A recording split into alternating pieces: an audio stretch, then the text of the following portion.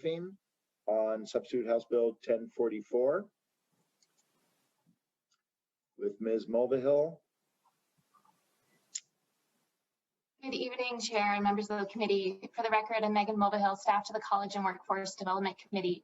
The bill before you is Substitute House Bill 1044, creating prison to post-secondary education pathways. As background, the Department of Corrections is required to develop individual re-entry plans for each incarcerated person who will be released. The individual re-entry plans are to facilitate a person's re-entry into community and may include educational pursuits. In 2017, the Department of Corrections was authorized to implement associate workforce degree programs at state correctional institutions. The Department of Corrections is to prioritize participation for persons within 5 years or less of release, those without a post-secondary degree, and those whose individual re-entry plans include associate workforce degree programs. Incarcerated persons sentenced to life without the possibility of release, sentenced to death, or subject to deportation are prohibited from participating in state-funded associate degree programs. Turning to Substitute House Bill 1044, the bill makes a variety of changes related to educational programming within the DOC system. First, Department of Corrections must establish a process for identifying and assessing incarcerated persons with learning disabilities, traumatic brain injuries, and other cognitive impairments to determine whether the person requires accommodations in order to participate in educational programming. The Department of Corrections must establish a process to provide such accommodations. Substitute House Bill 1044 authorizes Department of Corrections to implement post-secondary certificate or degree programs rather than just associate workforce degrees.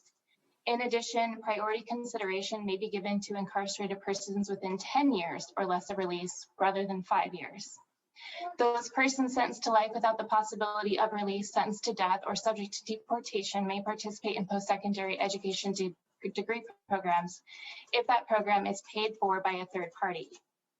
Substitute House Bill 1044 also requires the Department of Corrections to assist incarcerated individuals with filing a federal or state financial aid application form. They must also provide an incarcerated person who participated in a program with an unofficial copy of their transcript at no cost anytime the person completes a program, is transferred to a different facility, or is released. Regarding a person's release to community custody, currently Department of Corrections is prohibited from approving a residence that's outside the person's county of origin, unless it's determined that a return to the county of origin would be inappropriate due to a court-ordered condition of the person's sentence, victim safety concerns, negative influences in the community, or the location of the person's family or supporting persons. Substitute House Bill 1044 requires DOC to consider a return to the county of origin to be inappropriate if the person in an education program that cannot be completed in their county of origin, unless there are victim safety concerns. Substitute House Bill 1044 also requires Department of Corrections to consider whether a person is enrolled in a vocational or educational program before transferring them to a different facility. Substitute House Bill 1044 also exempts incarcerated persons participating in credit-eligible programs from standard tuition fees charged at institutions of higher education if those program expenses are funded by non-tuition resources, such as grants, contracts, and donations. Lastly, the bill requires 2 studies. The first from the Washington State Institute for Public Policy. That study is to address whether participation in post-secondary education while incarcerated contributes to greater enrollment and completion of post-secondary education and reduced recidivism release. It's a 2-part study with a preliminary and a final report.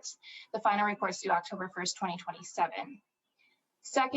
The second report is from Department of Corrections, the State Board for Community and Technical Colleges, State Student Achievement Council, and the Washington Statewide Reentry Council in collaboration with the 4-year institutions. They must submit annual reports on a variety of data regarding incarcerated persons receiving post-secondary education, such as a review of the Department of Corrections assessment procedures for identifying those persons with learning or cognitive disabilities, and information on credit transferring policies. That concludes my remarks, and I will turn it to Yvonne for fiscal impact. Good evening, I'm Yvonne Walker, staff to this committee. As Megan mentioned, Substitute House Bill 1044 authorizes the Department of Corrections to implement post-secondary education certificate and degree programs at state correctional institutions. The total cost to implement this bill in the 21-23 biennium would be $1.7 million. Of that amount, $958,000 during fiscal year 22 would be used by the Department of Corrections to implement the post-secondary certificate and degree programs within the prisons. $15,000 would be needed by DLC to produce the required annual report on incarcerated individuals participating in the education programs. In addition, DLC must identify and assess incarcerated individuals with learning disabilities, traumatic brain injuries, and other cognitive impairments or disabilities that affect their ability to participate in educational programming. That would be at a cost of $261,000 per year. In addition, $645,000 per year would fund secure internet equipment, internet services, installation, and IT security staff needed to monitor the networks. Also, the Student Achievement Council would need $29,000 per year to conduct research, collect data, and assist in writing the annual legislative report required under the bill. $47,000 would be needed during fiscal year 23 and $185,000 in the next subsequent biennium by the Washington State Institute for Public Policy, as they are tasked with studying the enrollment and completion rates of inmates in the post-secondary programs. And lastly, the bill requires the State Board of Community and Technical Colleges to collect data and provide a report to the legislature. That would be at a cost of $107,000 during the 21-23 biennium. The out-year cost of implementing this entire bill in the 23-25 biennium would be $1.4 million. That concludes my presentation. Thank you both very much. Are there any questions for Ms. Mulvihill or Ms. Walker? Thank you both very much for your presentation. We'll now go to public testimony. Representative Macri. Thank you, Mr. Chair. And I'd like to let folks know we are a bit late in the evening, so we're going to try to keep it to 1 minute if we can. And I'm going to call into the room Shane Sweetman, Dan Goldhaber, and Noreen Light. Thank you. Hello and welcome.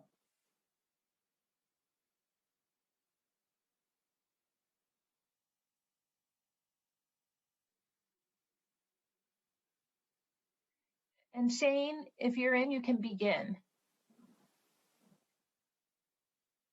There you go. Good evening, esteemed chair and members of the committee. My name is Shane Sweetman. I am from Graham, Washington. I am sitting here on my own behalf, and I'm speaking on House Bill 1044. I'm currently incarcerated at Cedar Creek Correctional Center. I am a member of the Second Chance Pell Grant, currently working on my associate's degree. And I just want to be able to express what education has done for me. I've done numerous schooling. I received my GED since my incarceration. I've done vocational training, diesel technology. And that has given me the skills I've needed to be a productive member of society and have the work skills needed to be able to have financial gain. This associate's program, though, has given me what education should be, which is knowledge and self-worth. Even after doing the vocational programs, I still felt helpless, useless, that I wasn't valuable.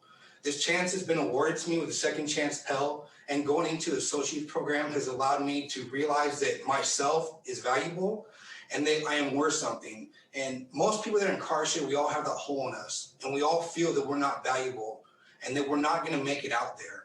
What education has done for me is allowed me to realize that I can make it out there. This education is the most important thing I've ever had, and I am honored to be able to be a part of this. Not only has it done that, it's given me the chance to open up to my son and help guide my son through the schooling that he's going through right now. And the teaching that school isn't just about financial gain and stature, but school is about knowledge, about learning who we are as a person and learning how to go through difficulties in the stages of life that we have. If it weren't for this program and opportunities being given to me with the Second Chance Pell and the Associates program, I don't think I'd make it when I got out. But due to the help from the faculty and the time I've had to gain knowledge and learn about who I am, I have nothing but the utmost value within myself. And I know that due to this, it's going to allow me to be successful both financially and in stature, but successful for myself as well. So I want to say thank you for what has been given to us, and hoping that my personal journey helps give the understanding of what it can do for many others to help us stop this rabbit hole of getting out and coming back, getting out and coming back. This is a privilege and an honor for me to stand in front of you. This is probably one of the most important things I've done in my life. And I am very, very proud that I have been chosen to speak in front of you guys. I want to thank you for your time and thank you for listening to me on my journey. Thank you, Mr. Sweetman. Representative Macri? Thank you, Mr. Chair. Dan, please go ahead. Thank you. Thanks for the opportunity to speak with you today. My name is Dan Goldberg, and I direct the Center for Education, Data, and Research at the University of Washington, and I'm also Vice President at the American Institutes for Research. But to be clear, what I'm saying today does not necessarily reflect either of those institutions. I guess I wanted to say that I am broadly supportive of this legislation. I had the opportunity a number of years back to learn a good bit about what research says about these kinds of interventions and what they mean for transitions into post-secondary and the labor market. And my view is that the existing research suggests that most of these interventions are likely to pass the cost-benefit test. The reason that I had the opportunity to learn about this is because I was writing a grant proposal, which was funded by the WT Grant Foundation. So I actually have a good-sized grant to do a study in Washington State, and we're in the midst of this study, on transitions between formerly incarcerated people and post-secondary enrollment, completion, labor market success. So can I ask you to summarize, Mr. Goldhaber? Yep, sorry. So two things I would ask. One is that the legislation be structured so that the data be made available across the different institutions. And the second thing is just to stress that there is this ongoing study, and I would hope that the studies are complementary and not replicative. Thank you, and I'm happy to answer any questions. Thank you. Representative Macri? Thank you, Mr. Chair. Welcome, Noreen. Please go ahead. Thank you, Chair Ormsby and members of the committee for this opportunity to speak with you today. I know it's been a long day. My name is Noreen Light, and I'm retired from a policy position in higher education with a state agency here in Olympia. But I'm not here today as a professional. I'm here as a community member and as a mom. And really, if you have any question about the worth of this bill, just go back and listen to Shane Sweetman again. He was a fabulous presenter this morning, or this afternoon. I have a son who's currently incarcerated in the Washington State prison system, and he is serving a lengthy sentence. And through the years, my son has worked hard to educate himself. He's enrolled in programs whenever they're available and has encouraged others to continue their education. And funding for his training and education came from various sources, the state, philanthropic organizations, and from me for correspondence courses. But there have been barriers to his participation all along the way. Because he was not within 5 years of release, he was not prioritized for education. He's one of the fortunate few who have someone on the outside to pay for a course through correspondence. But it's a struggle to get textbooks in, and there are just no online courses or tutorials like the Khan Academy for someone taking statistics alone on their I self. apologize, Ms. Light, but can I ask you to summarize, please? Yes, of course. Post-secondary education is essential for employment in our state and elsewhere today. And it also changes our prison culture from punitive to rehabilitative and restorative. So it makes good sense, plain and simple good sense. And I ask for your support in passing 1044. Thank you very much, Ms. Light. Representative Macri? Thank you, Mr. Chair. I'd like to call in Pat Seibert Love, Lora Taylor, and Samantha CruzMendoza. Hello and welcome.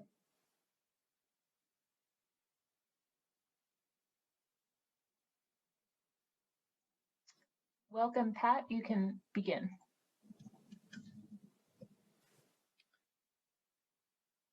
Had to find all the buttons here.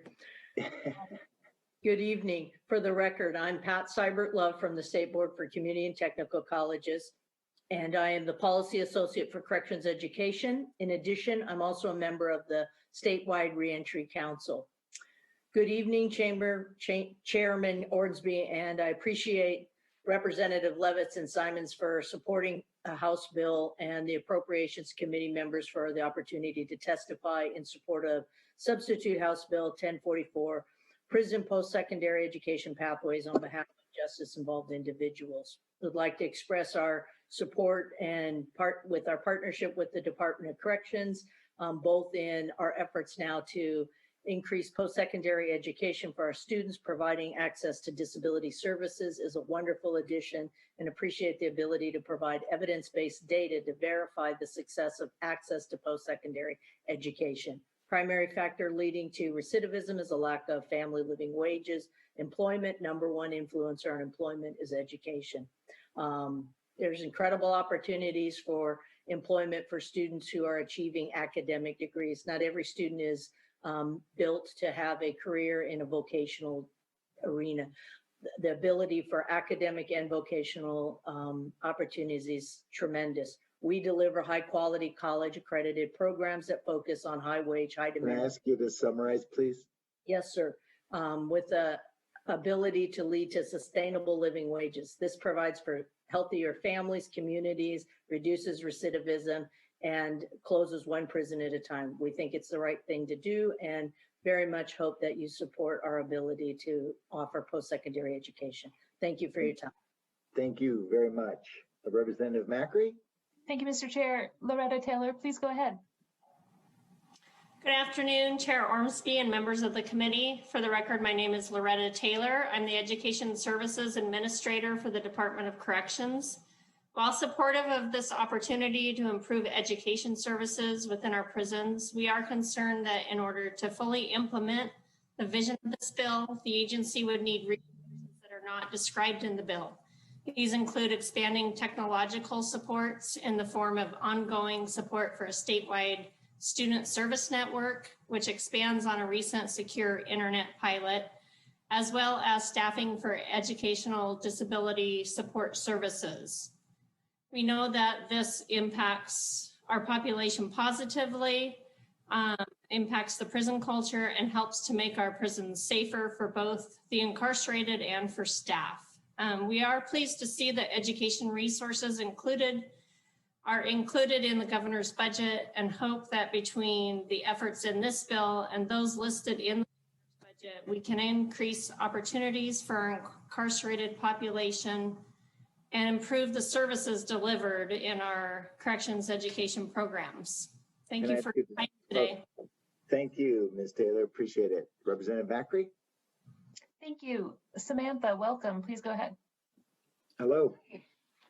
I'm Samantha CruzMendoza, the Director of Legislative Affairs representing the Associated Students of Washington State University. I'm testifying in support of this bill for the direct investment into the future of Washington State that it provides. Creating post-secondary educational pathways for persons who were formerly incarcerated has been proven through empirical research to lower the rates of recidivism. Those who participate in correctional education during incarceration have recidivism rates 43% lower than those who do not. Lowering recidivism rates would be cost beneficial for taxpayers, as it yields a $5 return on investment for every dollar spent over 3 years, and increases employment and stability to formerly incarcerated people, their friends, and families. As the United States incarceration rate ranks first in the world, with our state incarceration rate of 480 per 100,000 people, providing our people with resources for post-release success is removing the obstacles that are setting them up for a journey of reoffending and otherwise dooming them to remain within the correctional system. Incarcerated individuals who wish to receive access to education often have to pay out of pocket or hope that they receive sufficient grant funding provided by other institutions. And as incarcerated folks are paid between 86 cents and $3.45 a day, with correctional education costs between $1,400 and $1,700 per person, this would require between 1.1 to 5.6 years of continuous labor to afford it. This limits and depletes all possibilities of post-release success. We urge your support on the passage of this bill and the pursuit of accessible post-secondary education for all Washingtonians. Thank you. Thank you, Ms. CruzMendoza. Representative Macri? Thank you, Mr. Chair. I'd like to bring into the Zoom room Sam Locke, Kelly Bush, and Sultana Shabazz.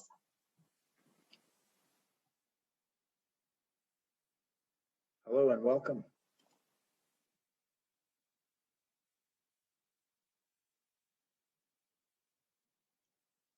Kelly, if you would like to begin. Yes, good evening. Can you hear me okay? Yes, we hear you fine. Thank you. Okay, great. Thank you. Hello and good evening, Mr. Chair and committee members. First of all, I want to thank Representative Levitt for sponsoring this bill. For the record, I am Kelly Bush, co-director of the Sustainability in Prisons Project. We're a partnership co-founded by the Evergreen State College and the Department of Corrections. We provide science and sustainability education and environmental internships in prison. I'm here in support of this bill, subject to appropriations. The improved access to education described will result in benefits significantly outweighing any associated expense. I also want to specifically support Section 9 of the bill. These changes would clarify authority to note that programs already funding education with non-tuition resources aren't also required to fund tuition in order to grant students credit. The Evergreen State College and other academic institutions and education programs are well positioned to expand on the services we're already providing to incarcerated people. And this empowering education that we collectively support is an effective strategy to reduce recidivism, transform lives, and improve community safety. Given these broad positive impacts, I hope you'll support this bill. Thank you. Thank you very much. Representative Macri. Thank you, Mr. Chair. Sam Locke, please welcome and go ahead. Hello, thank you, Mr. Chair and members of the committee. My name is Sam Locke, and I am the Associated Students of the University of Washington Bothell Legislative Liaison, testifying in favor of Substitute House Bill 1044 on behalf of the Washington Student Association alongside Samantha CruzMendoza. Only a few years ago, the process began at the state level for my uncle to be released from prison. He had been in prison for well over 20 years due to drug offenses in the 1990s. In his time in prison, he became sober, worked as the inmate's barber, painted countless beautiful watercolor scenes, and wrote a book. I think he's pretty amazing. My uncle's now 61 and at the stage of his reintegration into society, which requires him to partake in work release. The only opportunities made available to him were manual labor jobs. He now works at a shipyard, the sort of work which would be hard on anyone's body, let alone someone who the AARP defines as a senior citizen. I support House Bill 1044 because people who have been incarcerated deserve the same career opportunities when they re-enter society as anyone else would have. As Section 1 of the bill demonstrates, people who receive education... Can I ask you to summarize, Ms. Locke? Thank you. Yes, this is important because it is the economic solution as well as the moral, humane decision to make to support House Bill 1044. And I'd also like to emphasize the point that Lora Taylor made, which is that making sure that resources are available to make this accessible needs to be a priority. Thank you. Thank you. If we can have, sorry, Mr. Chair, thank you. If we could have Byron Coats, Jacob Vigdor, and Dirk van Velzen.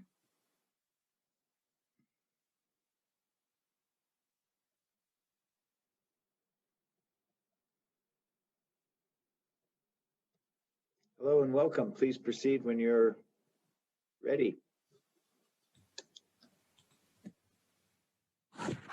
I'm ready. Shall I go ahead? Yes, please. Mr. Chairman, ranking member, members of the committee, my name is Byron Coats. I speak in support of House Bill 10044. We are the adoptive family of an incarcerated person who, in spite of all of the challenges, is pursuing a post-secondary education behind the wire. Access to education is statistically the greatest deterrent to recidivism. To make a long story short, when he came into our family, he had no light at the end of the tunnel. He was going to be in and out of prison for the rest of his life. Where are we today? Infraction free. He has earned his associate science degree from Ohio University with 3.0 GPA and is well into his junior year pursuing a self-formulated Bachelor of Science degree, reviewed and approved by a faculty committee, a program of specialized studies focused on human health and behavior. Courses not available from Ohio University have had him enrolled as a visiting student at 3 other universities, University of North Carolina, Sam Houston State, and the University of Colorado. What made this transformation possible? Education. Education, beginning in 2014, and access to his post-9/11 GI Bill, a benefit which will pay his 4-year tuition of just under $54,000. That dollar amount is about what you and I pay to keep him behind the wire. He will complete his degree in 2023. He will have the education, the ability, the intellectual capacity to go out and earn an honest living, making positive contributions to our society. There are those who object to offering felons access to scholarly higher education. This argument makes no sense to me. These men and women are precisely the population in greatest need. Many are behind the wire precisely due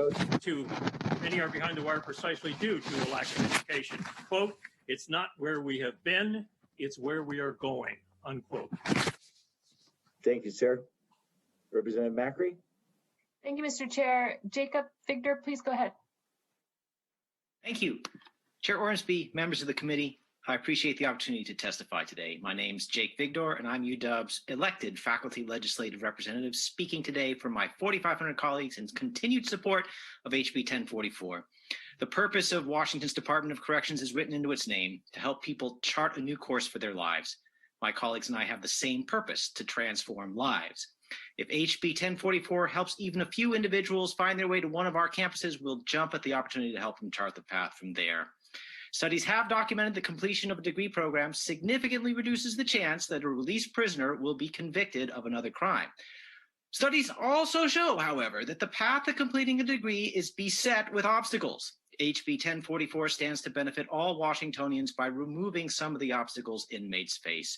Thank you for considering it. Thank you, Mr. Vigdor. Representative Macri? Thank you, Mr. Chair. Dirk, welcome. Please go ahead. Hi, thank you for having me speak, and welcome to the committee. And I appreciate you want a concise statement. And as it so happens, we're having a board meeting right now on my other screens. And kind of the overarching theme here is humanity. So half of our board members were formerly incarcerated. 2 of them are currently incarcerated. And I was incarcerated myself. And the board committee we're having is of the Prison Scholar Fund, something I started in 2006. I was incarcerated from 1999 to 2015. So I started the Prison Scholar Fund from prison with my dad, because the idea was I was lucky because my dad had a checkbook. He was able to send me to school. I got 2 degrees from Penn State before I got out. But of all the people I was doing time with, nobody else could go to school. So we started the Prison Scholar Fund to help other people, because when you get to prison, you realize they're people just like you. And of course, the impact was amazing. Once I got out of prison in 2015, I went through the University of Washington's nonprofit management program. You know, hey, after 15 years in prison, I'm a Husky. Less than a year after that, I was at the Stanford Graduate School of Business doing a social entrepreneurship program.